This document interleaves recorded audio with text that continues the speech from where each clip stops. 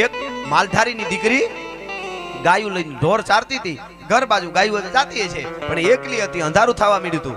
જોગીદાસ ખુમાણે નીચા ને ઢાળી છે જ ને એટલું પૂછ્યું, બેન દીકરી બેટા અત્યારે વગડામાં એકલી અંધારું થવા માંડ્યું, કેમ કોઈ નથી?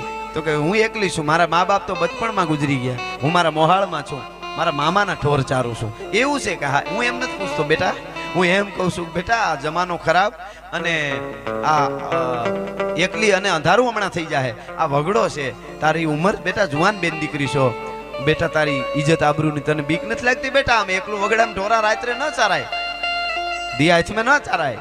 અને એ વખતે દીકરીએ કીધું તું બાપુ અમારા વિસ્તારમાં બીક ન હોય. એને ખબર નહોતી કે આ જોગીદાસ ખુમાણ પોતે છે, દીકરીને નહોતી ખબર. એને કીધું કે અમારા વિસ્તારમાં બાપુ બીક ન હોય. કા? તો કે જોગીદાસ ખુમાણના બારવટા હાલે છે, કોના બાપની ત્રેવડ છે ઊંચી આંખ કરીને અમારા સામું જોઈ હકે.